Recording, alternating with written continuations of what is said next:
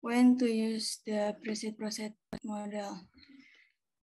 Preset model ini digunakan untuk diagnosis masalah, penetapan prioritas masalah, sama tujuan sebuah program. Kayak yang udah dijelasin di sini, preset model juga sering digunakan bersamaan. Digunakan dalam perencanaan program kesehatan. Terus membantu memahami secara terperinci tentang komunitas atau target sasaran dan kebutuhannya. Preset juga membantu tentang penentuan proksimal kesehatan, perilaku, lingkungan, dan kualitas hidup di masyarakat.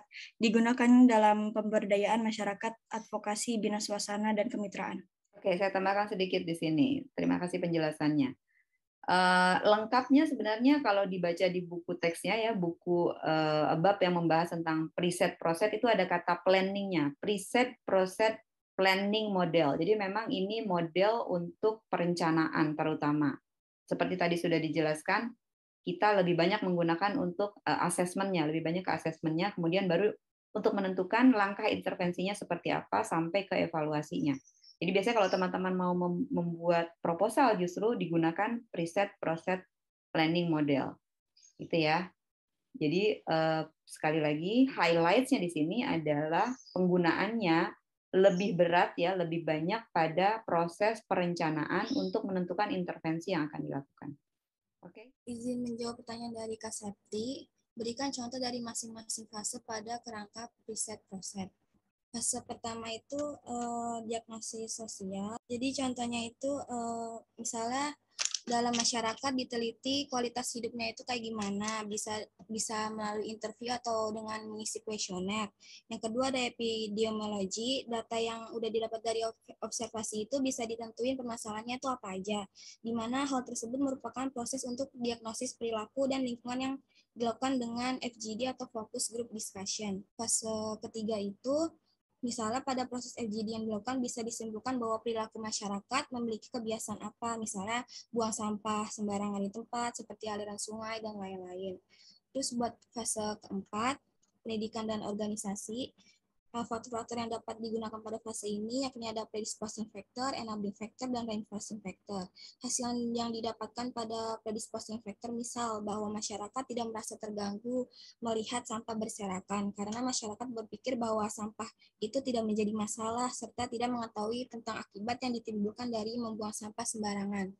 Fase yang kelima itu ada administrasi dan kebijakan yang udah dijelasin dari fase 4, misalnya yang kelima itu permasalahan sampah pada masyarakat mengakibatkan sebuah kebiasaan masyarakat untuk melakukan buang sampah sembarangan di sungai. Nah, di antar tetangga itu nggak saling tegur ketika ada yang membuang sampah sembarangan di sungai. Jadi lingkungan juga nggak memiliki sanksi yang mengikat bagi warga yang membuang sampah sembarangan. Yang keenam itu implementasi berdasarkan hasil diagnosis yang telah didapat melalui metode Presi tadi, disusunlah program untuk masyarakat agar lebih mementingkan lingkungan dan kesehatan sekitarnya.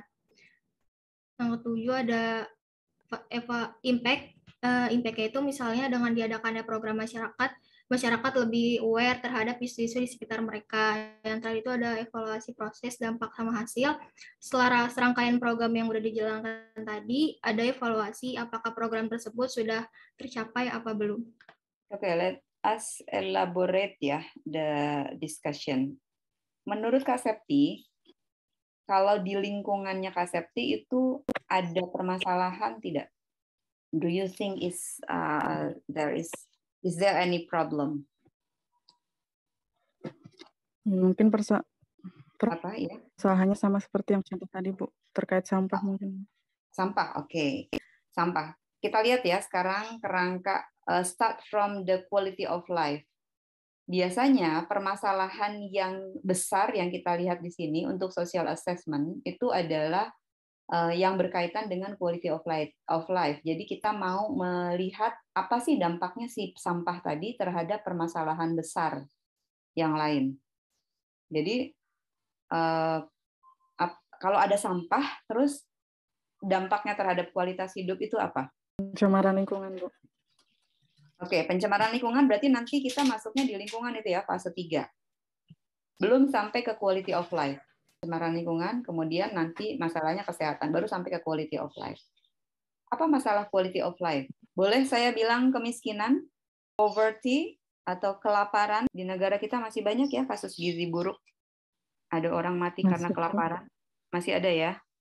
Ada orang mati karena kelaparan. Atau ada orang yang mati gara-gara mencuri uang 100.000 atau 50.000 misalnya gitu ya, dikeroyok. Ada orang yang dihukum ya di penjara karena mencuri kayu bakar dan seterusnya.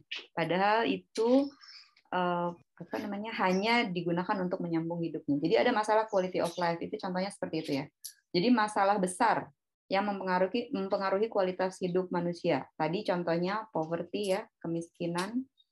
Kemudian criminality, berbagai jenis kriminalitas.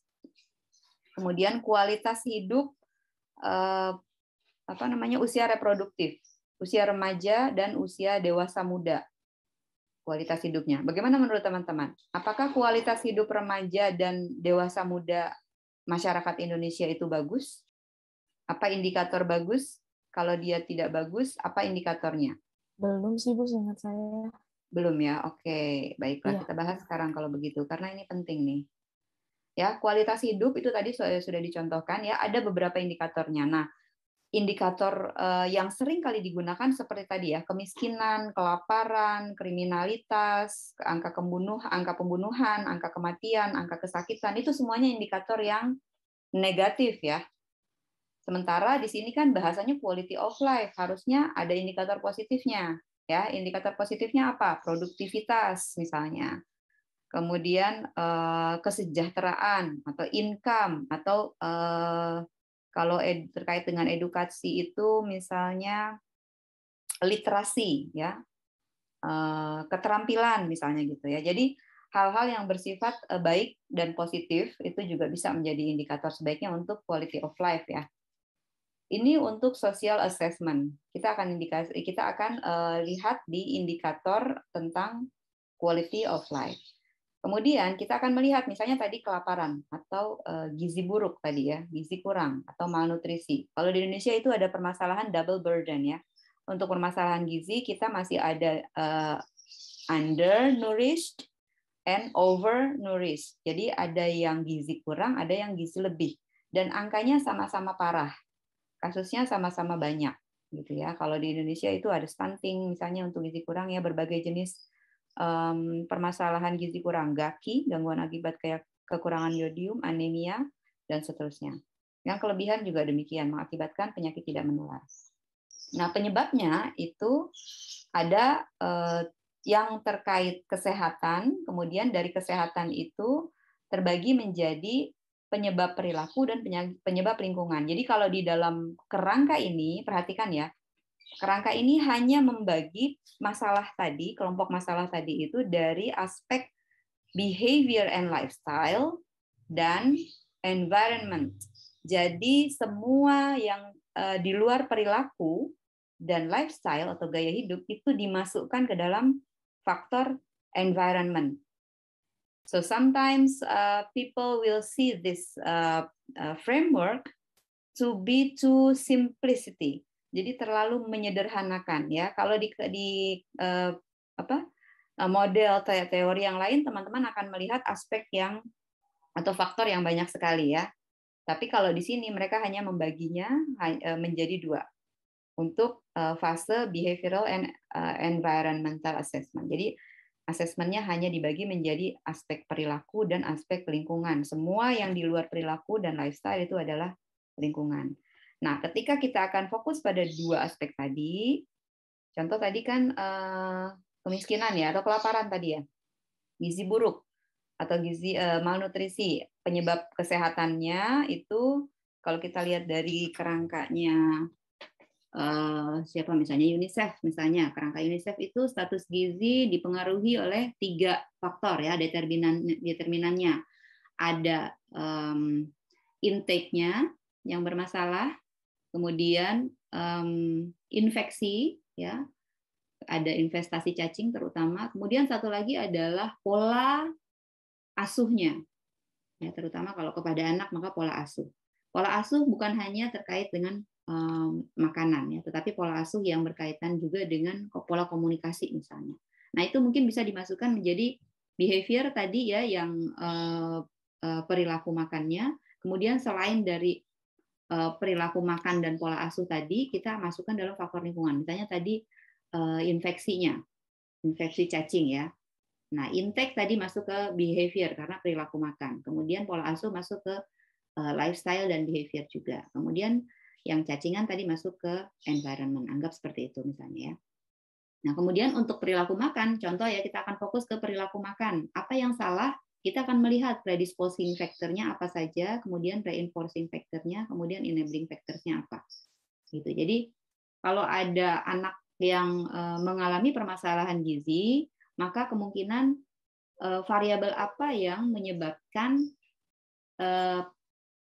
kesalahan gizi pada anak ini. Kalau gizi anak yang belum bisa menentukan apa yang dia makan, berarti akan sangat dipengaruhi oleh perilaku orang tuanya ya, terutama ibunya. Let's say kita fokus pada ASI, breastfeeding ya, eksklusif breastfeeding misalnya ya, ASI eksklusif 6 bulan harusnya diberikan oleh ibu kepada bayinya di 6 bulan pertama kelahiran. Nah, predisposing factor-nya apa? Di sini masuk tadi dijelaskan ya, ada faktor-faktor yang terkait dengan hal-hal yang sudah tertanam di dalam diri seseorang, keyakinannya, pengetahuannya, pengalamannya, kemudian mitos dan fakta yang dia percaya gitu, yang berkembang di masyarakat dan kemudian dia yakini, itu semuanya ada di predisposing ya, sistem nilai yang dia anut dan seterusnya. Kemudian reinforcing factor-nya itu mungkin misalnya tadi tuh dukungan suami untuk memberikan ASI, dukungan bidan untuk melatih ibu untuk bisa memberikan ASI sejak awal, sejak masih hamil sudah dilakukan edukasi misalnya atau konseling untuk laktasinya. Kemudian perilaku-perilaku yang berlawanan dengan hal itu yang mungkin dilakukan oleh bidan. Contoh, kalau ibunya datang periksa ke bidan, kemudian bidannya malah ngomel ke ibunya. Kenapa ibu baru datang periksa? Ini hamilnya sudah 7 bulan misalnya gitu. Jadi akhirnya ibu malah tidak datang lagi ke pelayanan kesehatan. Otomatis dia tidak mendapat edukasi tentang inisiasi menyusui dini, ASI dan seterusnya. Ya, jadi itu contohnya reinforcing factor. Enabling factors-nya apa tadi? Kalau untuk memberikan ASI eksklusif, berarti kita perlu fasilitasnya apa? Untuk pemberian ASI. Hanya diperlukan ASI-nya itu sendiri. Jadi kalau ibu itu bisa mengeluarkan ASI, maka itu sudah tersedia fasilitasnya. Enabling factors-nya sudah ada. Satu lagi, biasanya yang bermasalah adalah skill-nya tadi. Keterampilan memberikan ASI. Jadi ASI tidak keluar pada hari-hari tertentu. Kalau di 3 hari pertama ASI tidak keluar, it is not a big deal sebenarnya. Itu bukan masalah. Karena 3 hari pertama, 3 kali 24 jam pertama bayi masih bisa tetap hidup, bertahan hidup dengan baik tanpa ASI. Jadi tetap diberikan inisiasi. Tetap diberikan stimulasi supaya ASI akan keluar di hari berikutnya. Begitu ya. Jadi biasanya setelah 3 hari ya, pada hari ketiga paling lambat ASI akan keluar. Jangan buru-buru memberikan susu formula. Begitu dikasih susu formula, maka ASI eksklusifnya sudah gagal, gitu ya. Jadi enabling factors-nya tadi adalah skill ibu untuk bisa memberikan ASI. Nah, skill ini harus dilatih. Bagaimana caranya? Dengan health promotion di fase kelima, health education dan policy regulation serta organization. Policy regulation sudah ada tuh, peraturan pemerintah tentang pemberian ASI.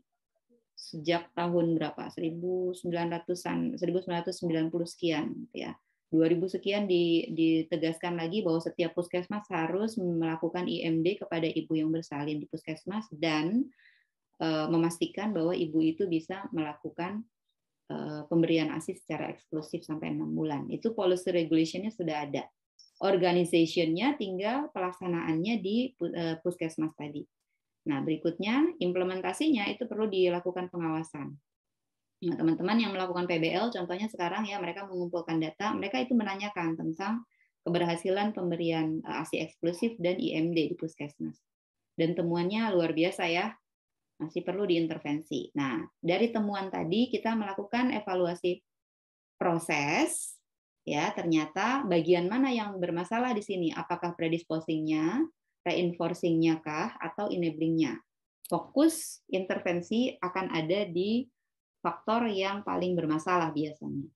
Setelah itu impact evaluation-nya itu perubahan perilaku. Nah, ini tidak bisa cepat. Perubahan perilaku bisa muncul, kalau menurut teori perilaku berapa? Sudah dibahas tentang trans-theoretical model kah?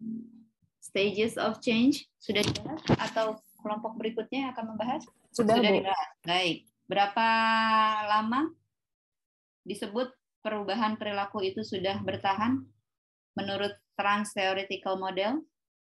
Nanti dibuka lagi ya presentasinya ya, dicek lagi ya. Seharusnya itu dibahas dan ini sangat penting. Jadi menurut trans-theoretical model, stages of change, perubahan perilaku itu bisa dikatakan bertahan minimal setelah 6 bulan, tergantung perilakunya. Secara umum, perilaku kesehatan itu batasannya 6 bulan sudah bertahan.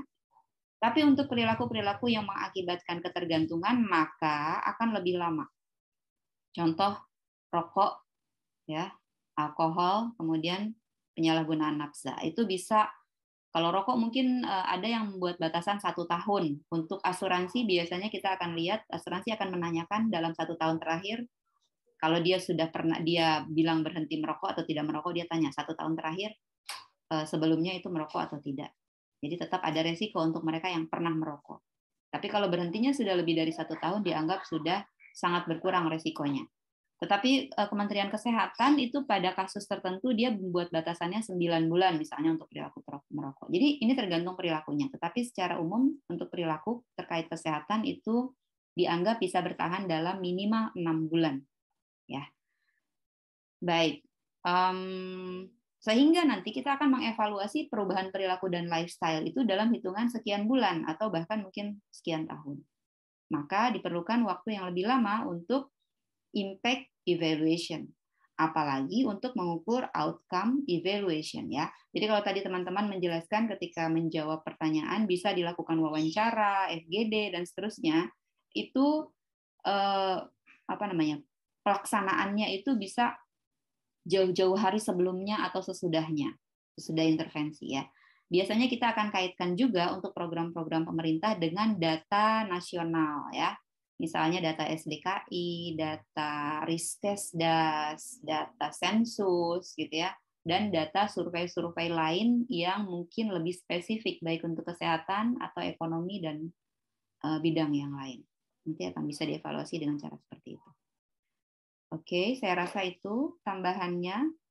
Ibu, maaf saya mau bertanya, Bu. Oke.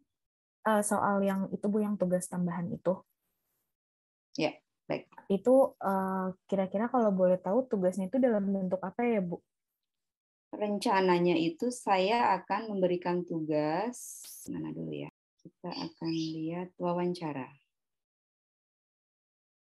Nah, ini ada channel, saya sengaja membuat channel YouTube ya dan mengupload materi-materi perkuliahan dan penugasan di sini supaya paralel beberapa kelas itu nanti bisa saling melihat proses yang terjadi di kelas temannya gitu ya. Jadi harapannya materi yang diajarkan itu tidak ada yang kehilangan gitu ya. Nah, ini adalah contoh penugasan yang saya berikan di kelas yang lain ya.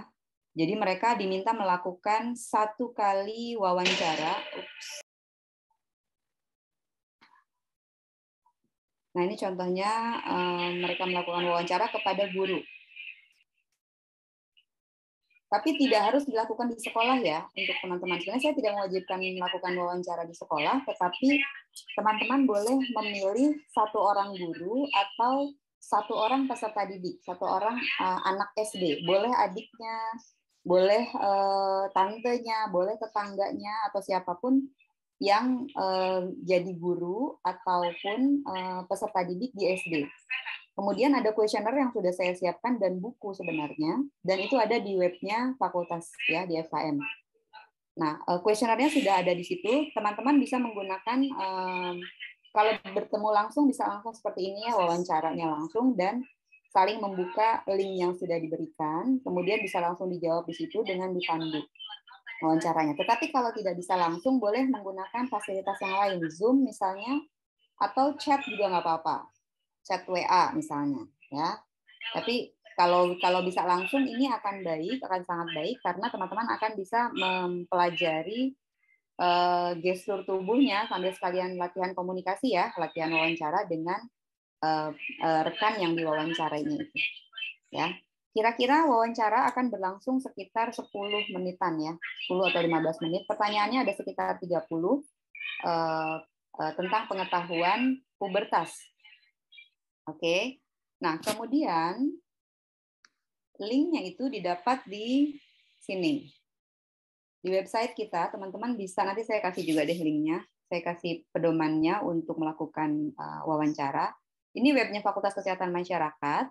Ada 2 buku yang sudah dibuat, buku tentang pubertas untuk guru. Ini buku pegangan guru sekolah dasar. Sebenarnya sih desainnya untuk kelas 4, tetapi boleh kalau teman-teman akan melakukan wawancara kepada guru di kelas 1 sampai kelas 6, jadi bebas. Ya. Kalau teman-teman sebelum wawancara mau baca dulu bukunya, teman-teman tinggal download di sini. Klik di sini, download. Kemudian bisa dibaca bukunya, dan bukunya itu hiperkonten. Artinya, di dalam ini ada 7 materi ya. 1, bersiap sampai remaja juara, 7. Ada penjelasannya, bagaimana menggunakan, dan seterusnya. Kemudian bagaimana buku ini dibuat, apa saja isinya tadi. Kemudian ada link-link di sini untuk kuis, atau untuk materi, video. Nah, di sini, ini kalau teman-teman klik tadi akan langsung tersambung ke link-link di YouTube yang sudah ada ya. Begitu seterusnya di halaman belakang juga akan ada seperti itu. Nah, kuesionernya juga ada di sini. Teman-teman tinggal klik di sini. Kuesioner untuk wawancara akan langsung muncul. Pertanyaannya seperti ini. Untuk guru, nama, nomor telepon, nama sekolah dasar, lama mengajar di situ ya. Berapa lama dalam tahun? Kalau kurang dari 1 tahun, jawabnya 1 saja. Nama kabupaten atau kotanya boleh disebutkan. Kalau disebutkan ya kabupaten atau kota. Misalnya saya nih, kan ada Kota Bekasi, ada Kabupaten Bekasi. Jadi saya tulis di sini Kota Bekasi misalnya gitu ya. Umurnya dalam tahun, kemudian mengajar kelas berapa, kemudian jenis kelaminnya, kemudian jadi lakukan wawancara sebelum memberikan video dan kuis ya, bukunya. Jangan dikasih bukunya dulu. Jadi untuk wawancara, saya minta teman-teman tidak memberikan bukunya. Bukunya itu boleh dibaca oleh teman-teman saja. Buku yang tadi ya. Oke.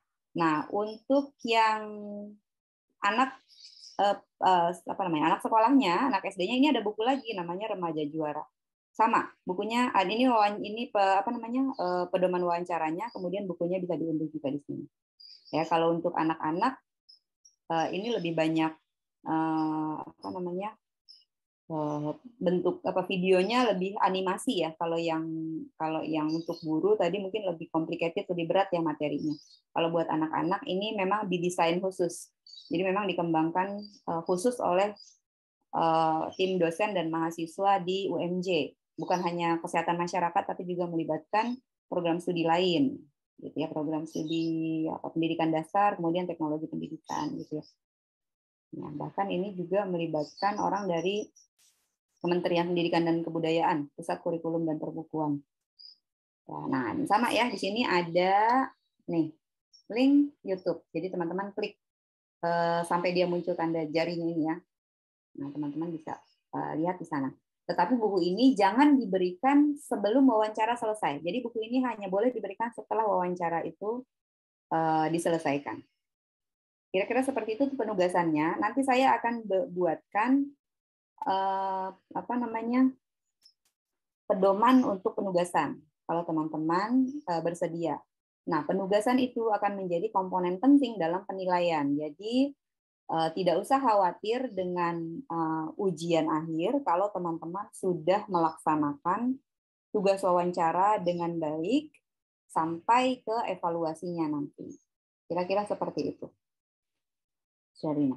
Silakan nanti teman-teman pertimbangkan di kelas mau take it or leave it ya. Mau dare untuk wawancara atau kita cukup dengan ujian akhir semester.